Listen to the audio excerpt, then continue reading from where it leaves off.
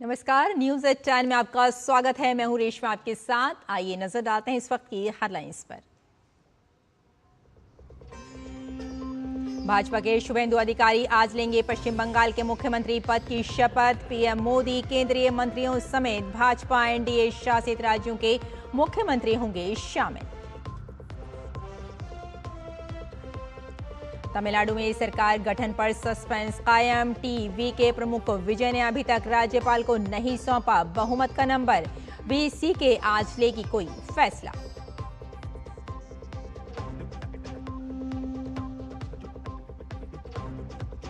देश के नए सीडीएस होंगे लेफ्टिनेंट जनरल एनएस राजा सुब्रमणी। वाइस एडमिरल कृष्णा स्वामीनाथन के हाथ में होगी नौसेना की कमान। विदेश मंत्री डॉक्टर जयशंकर और त्रिनिदाद टोबैगो की प्रधानमंत्री कमला प्रसाद बिसेसर ने द्विपक्षीय संबंधों की समीक्षा की। आपसी सहयोग के नए आयाम पर की चर्चा। एशियाई अंडर 17 मुक्केबाजी चैंपियनशिप में युवा भारतीय मुक्केबाजों का दमदार प्रदर्शन जारी। 5 भारतीय मुक्केबाजों ने सेमीफाइनल में जगह बनाकर पदक किए पक्के।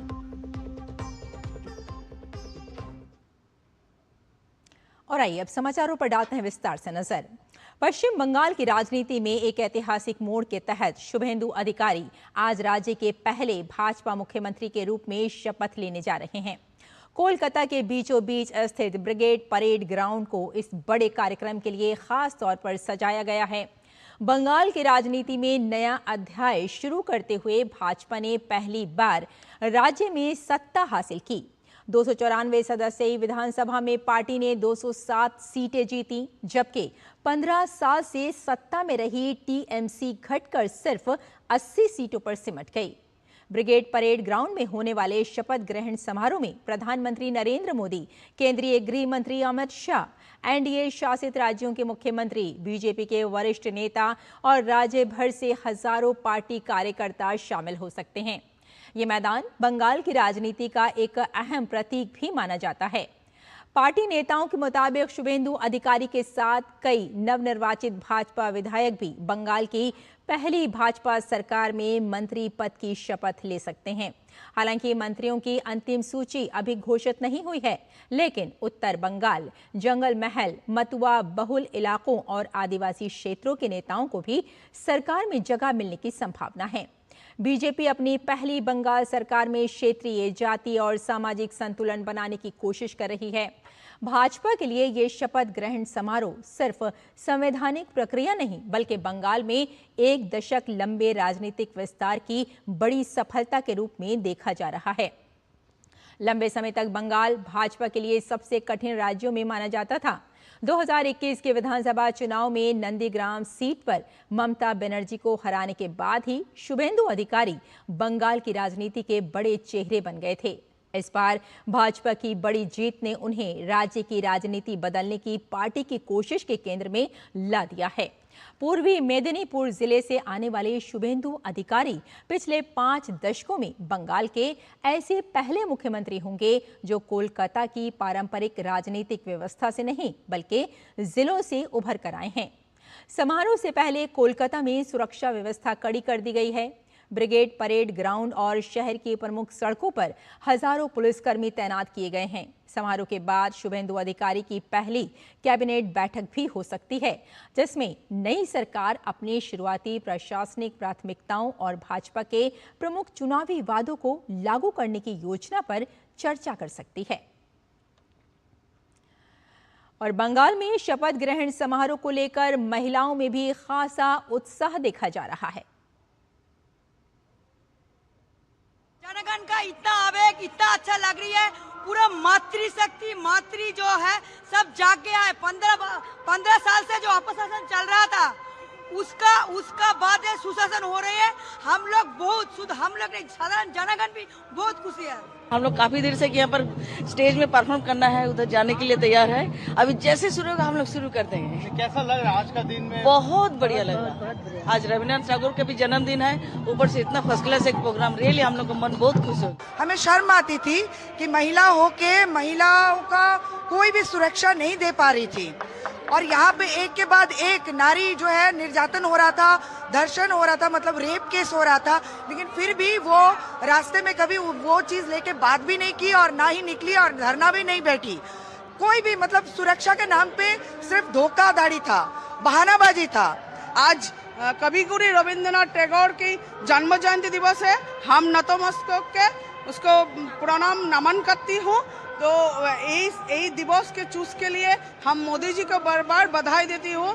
आज सीएम हमारा मुख्यमंत्री हो चुका है शुभेंदु अधिकारी जी, तो हम सभी सुरक्षित रहेंगी, बंगाल जनगण के सुरक्षित रहेगी, हम बंगाल के जनगण के लिए काज करेंगे।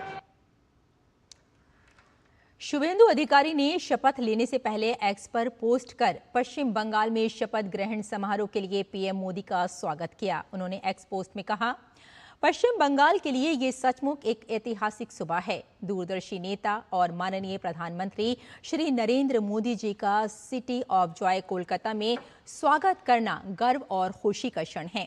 आज स्वतंत्रता के बाद पश्चिम बंगाल में पहली बार बीजेपी सरकार के शपथ ग्रहण समारोह के साथ हम अपने संस्थापक नेताओं के सपनों को साकार होते देख रहे हैं।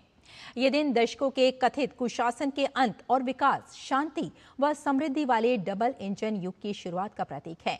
सोनार बांग्ला का दौर अब आधिकारिक रूप से शुरू हो रहा है। प्रधानमंत्री जी, आपका स्वागत है।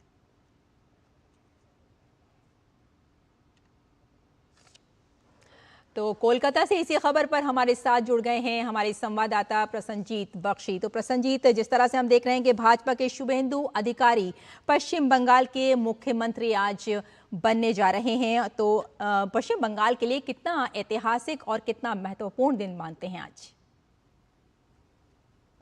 आपने तो बताया रेशमा की श्यामा प्रसाद मुखर्जी की इस जन्मभूमि पर आखिर तक भारतीय जनता पार्टी की सरकार और भारतीय जनता पार्टी की मुख्यमंत्री शपथ लेने जा रहे हैं। ये एक ऐतिहासिक क्षण तो है ही, साथ ही साथ ये जो पिछले 50-60 साल से बताया जाता था कि बंगालियों के साथ जो हिंदुत्व की सोच है वो मेल खाता नहीं है। ये जो सोच है, ये जो लोगों को समझाया गया था, जो एक एक जनरेशन को पढ़ाया गया था, उस सोच का समाप्ति है। और दूसरी बात यह है कि पिछले कई दशकों से बंगाल की जो सुरक्षा है, बंगाल की सुरक्षा के साथ पूरे देश की सुरक्षा है, ये खतरे में पड़ गया था, ऐसे लोगों का मानना है। कल जब विश्व बांग्ला कन्वेंशन सेंटर जिसे कहता है, उस जगह पे शुभेंदु को नेता चुना गया है, उसके बाद मैं उसके आसपास कुछ प्राइवेट यूनिवर्सिटी है, तो उस प्राइवेट यूनिवर्सिटी की जो बच्चे हैं, उस बच्चे के साथ मैं चाय पीते पीते बात कर रहा था, तो उनका भी कहना है, उनके दिल और दिमाग पर यह सोच आ गया था कि अगर इस चुनाव में परिवर्तन ना हो तो बंगाल के साथ साथ पूरे देश का जो सिक्योरिटी है, ये जो प्रधानमंत्री नरेंद्र मोदी जी ने और गृह मंत्री अमित शाह जी ने अपने चुनाव प्रचार के समय पे इस बात को बार बार रख रहे थे, और ये जो पारिपार्श्विक स्थिति है उससे इस बच्चों के दिल और दिमाग पर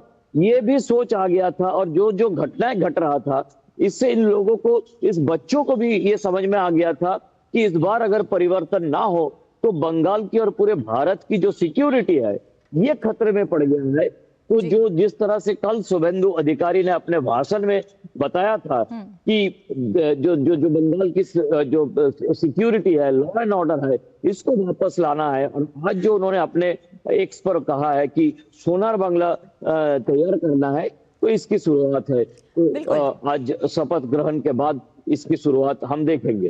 बिल्कुल। शुभेंदु अधिकारी के साथ साथ अगर हम ये पूछना चाहें आपसे कि और कौन कौन नवनिर्वाचित भाजपा विधायक शपथ ले सकते हैं, इसकी कोई जानकारी है आपके पास? देखिए, हमारे पास सूत्र के आधार पर कुछ जानकारी है, लेकिन आप तो जानते हैं कि हम इसके आधार पर, सूत्र के आधार पर कुछ बता नहीं सकते, लेकिन कुछ लोग तो लेंगे, उसमें कुछ कैबिनेट भी होंगे, कुछ एमओएस भी होंगे, लेकिन वो सूत्र के आधार पर जो कुछ भी है वो रहने देते हैं। हम मंच पर देखेंगे क्या होता है और क्या नहीं होता बिल्कुल है। रेशमा, सोनार, बांग्ला का कह सकते हैं एक नया दौर शुरू होने जा रहा है, भाजपा सरकार बनने जा रही है, तो किस प्रकार का अब पश्चिम बंगाल में हम बदलाव देख पाएंगे? देखिए, जो गृह मंत्री अमित शाह जी ने बताया उस दिशा पर शुभेंदु अधिकारी ने बताया कि पहली कैबिनेट मीटिंग पर में उन जो आयुष्मान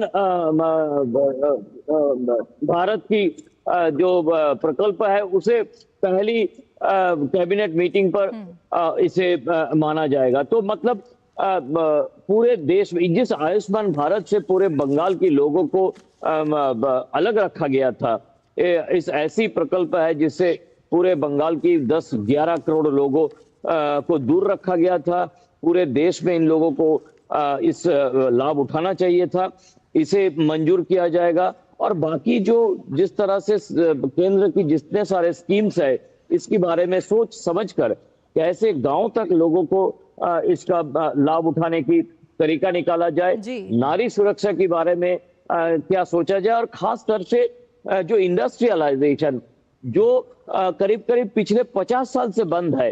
पहले वाम मोर्चे की 34 साल की सरकार और बाद में तृणमूल कांग्रेस की 15 साल की सरकार, ये जो रिवैम्पिंग ऑफ वेस्ट बंगाल, जो बंगाल को पूरी तरह से एकदम जीरो से शुरू करना पड़ेगा, शुभेंदु अधिकारी के सामने ये चैलेंज है। एक तरफ तो सिक्योरिटी है, एक तरफ लॉ एंड ऑर्डर है, दूसरी तरफ ये एक बीमारू स्टेट की तरफ अभी बीमारू स्टेट बन गया है। जैसे एक समय पे मध्य प्रदेश को बीमारू स्टेट से निकाल के लाना पड़ा, इस तरह से शुभेंदु अधिकारी को बंगाल को बीमारू स्टेट से बाहर निकालना पड़ेगा। ये चुनौती उनके सामने है। रेशमा, बिल्कुल, बीजेपी की हमेशा से यही कोशिश रही है कि सबका साथ, सबका विकास और सबका विश्वास हमेशा बना रहे और ये योजना भी लागू रहे, हर इंसान को फायदा भी पहुंचे। तो अगर अब हम पश्चिम बंगाल की बात करें तो वहां की जो राजनीति है उसमें किस तरह का प्रभाव पड़ सकता है?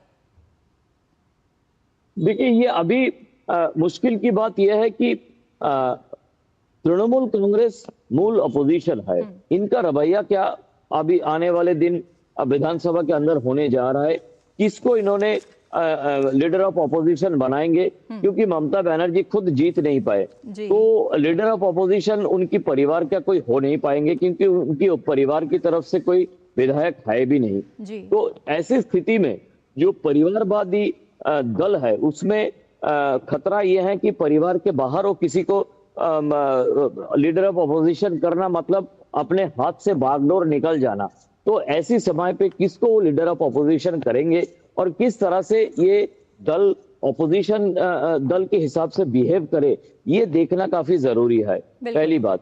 दूसरी बात यह है कि ममता बनर्जी धीरे धीरे ऐसे बोल रहे हैं कि मैं काला कोट पहन के अब हाईकोर्ट में लॉयर की भूमिका निभाएंगे। तो क्या ये तृणमूल कांग्रेस की जो बागडोर है वो अभिषेक बनर्जी के हाथ पे जा रहा है?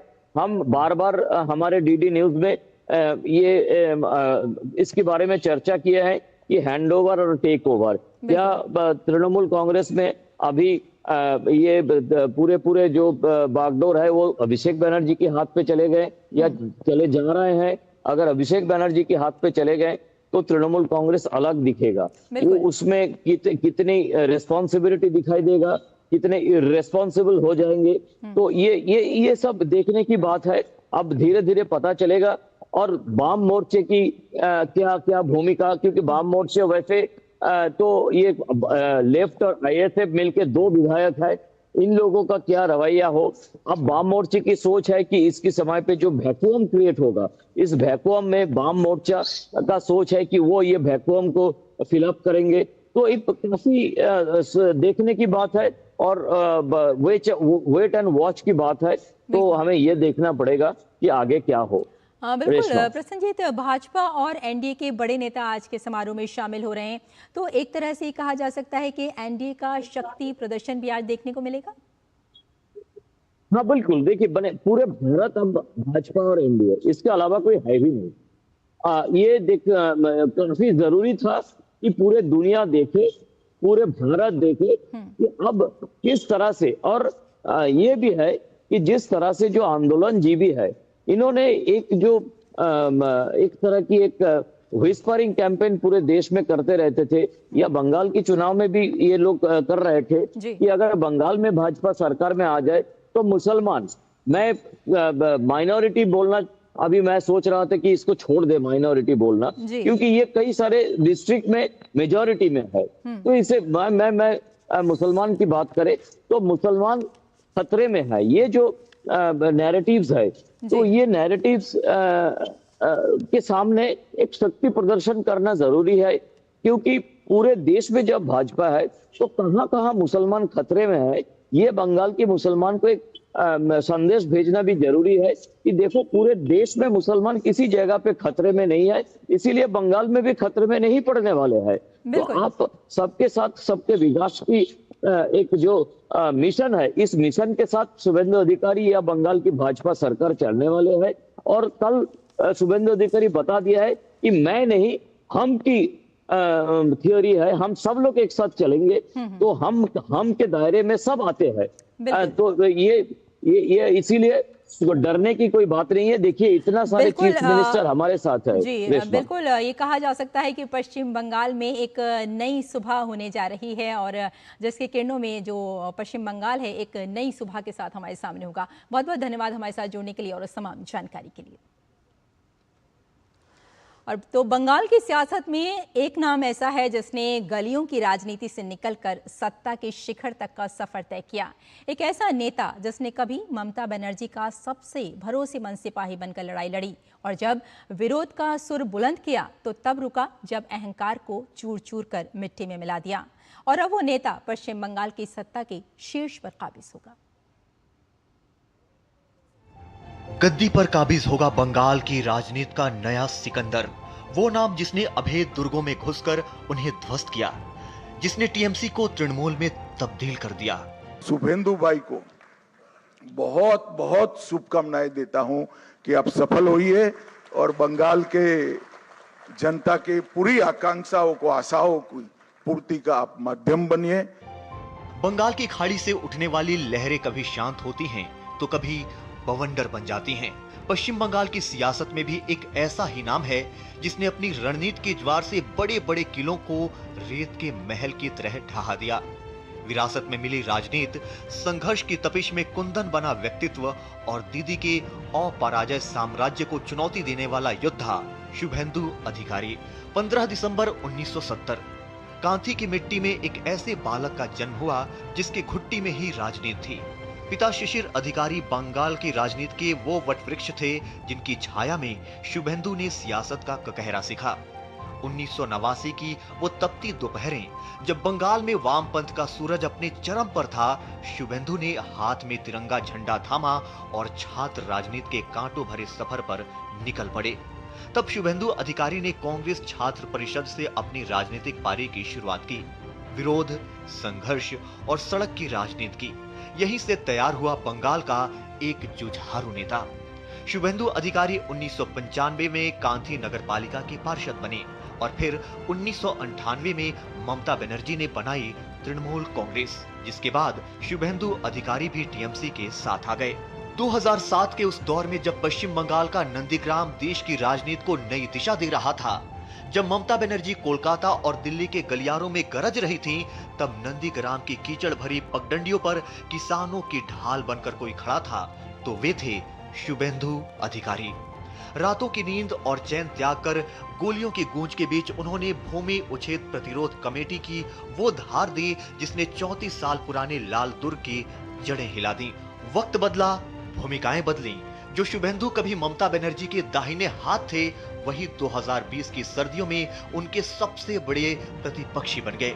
2021 के चुनाव ने देखा बंगाल का सबसे बड़ा महामुकाबला। नंदीग्राम की जंग में शुभेंदु अधिकारी ने साबित किया कि जमीनी पकड़ क्या होती है। मुख्यमंत्री को उनकी अपनी ही पिच पर मात देना किसी करिश्मे से कम नहीं था। राष्ट्रीय अध्यक्ष के प्रति आभार प्रकट करता हूं, अमित शाह जी के प्रति आभार प्रकट करता हूं। प्रधानमंत्री जी का आशीर्वाद लेते हुए विधायक दल का निर्वाचित हुआ हूं। सब विधायक का समर्थन हुआ। बीजेपी में डेमोक्रेसी है, सब विधायक लोग ने चुना। संगठन को लेकर, जनता को लेकर जो कमिटमेंट भारतीय जनता पार्टी ने किया है चुनाव के दौरान, वो पूरा करने का काम करेंगे। लेकिन कहानी यही खत्म नहीं हुई। 2026 के चुनावी समर में शुभेंदु अधिकारी एक नए तेवर में नजर आए। संदेश खाली की चीखों से लेकर आरजी कर की त्रासदी तक शुभेंदु ने जन आक्रोश को अपनी ताकत बनाया और फिर आया वो पल जिसकी गूंज दशकों तक सुनी जाएगी।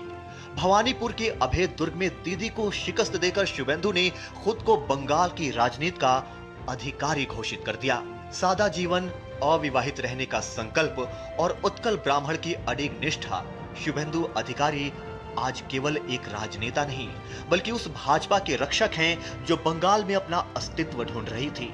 पश्चिम बंगाल में अब राजनीति का नया ध्रुव शुरू हुआ है और पश्चिम बंगाल में संघर्ष के कई अध्याय अभी लिखे जाने बाकी हैं।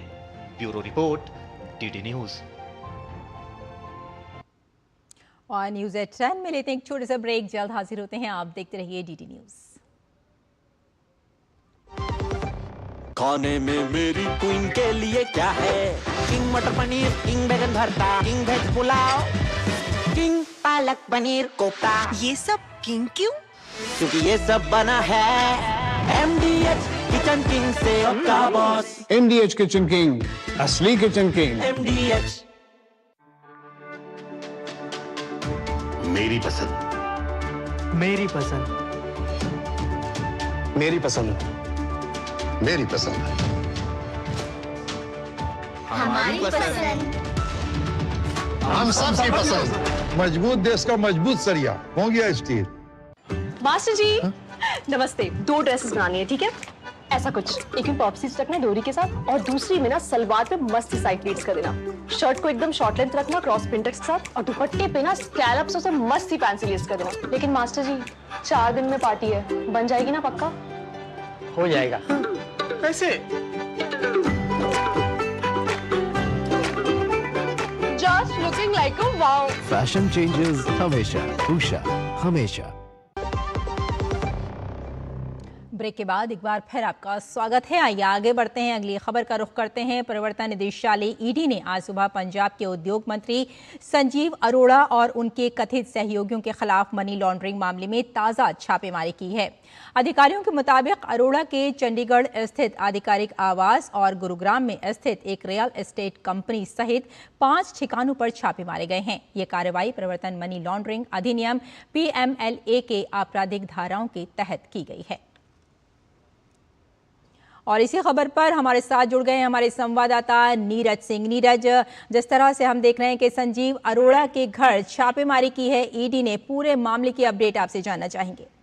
बिल्कुल, ये छापेमारी की जो कार्रवाई है वो अभी भी चल रही है। संजीव अरोड़ा उनके सहयोगियों के यहाँ जो ईडी की टीम है वो पहुंची है। संजीव अरोड़ा के ऊपर मनी लॉन्ड्रिंग के तहत कई तरह के आरोप हैं। एक तो 100 करोड़ के जो फोन हैं वो इन्होंने परचेज किए थे, जिसमें फर्जी तरीके से जो GST जो बिल है उसका क्लेम किया था। इसके साथ साथ ही रियल एस्टेट के एक बड़े कारोबारी हैं और पिछली बार जब ईडी की टीम ने छापेमारी की कार्रवाई करी थी तो इनके कुछ सहयोगियों के जो लिंक हैं वो सट्टा कारोबारियों से भी निकलकर सामने आए थे। खिलाड़ी बुक करके एक ऐप है जिस पर क्रिकेट का जो सट्टा है अवैध तरीके से लगाया जाता है, तो उस के माध्यम से बड़े पैमाने पर जो पैसा है, जो हवाला का पैसा है, वो रियल एस्टेट में लगने की आशंका है। ऐसी जानकारी ईडी को मिली थी।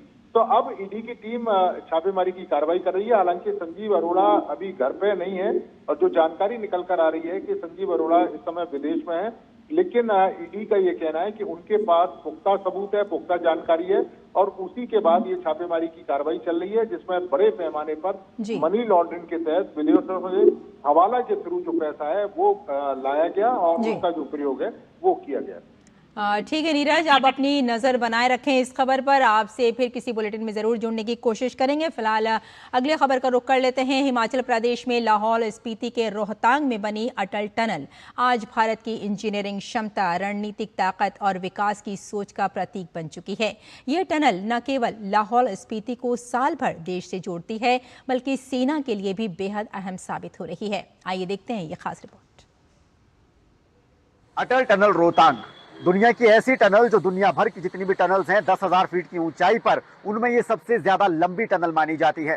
ये अपने आप में इंजीनियरिंग का एक बेहद नायाब नमूना है और कुदरत की गोद में यहाँ पर ये बसा हुआ है, जिसकी वजह से जो इसके जो रणनीतिक और सैन्य इंपॉर्टेंस है वो तो है ही, लेकिन साथ ही साथ पर्यटन की दृष्टि से स्थानीय लोगों के लिए भी ये एक बहुत ही महत्वपूर्ण जो जरिया है वो बनकर उभर रहा है।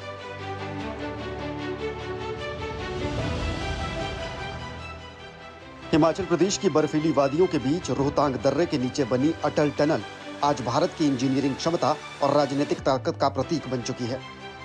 करीब 9.02 किलोमीटर लंबी ये टनल समुद्र तल से 10,000 फीट से भी ज्यादा ऊंचाई पर स्थित दुनिया की सबसे लंबी हाईवे टनल मानी जाती है, जिसकी परिकल्पना 1990 के दशक में की गई थी, जबकि निर्माण कार्य साल 2010 में शुरू हुआ और 3 अक्टूबर 2020 को इसका उद्घाटन किया गया।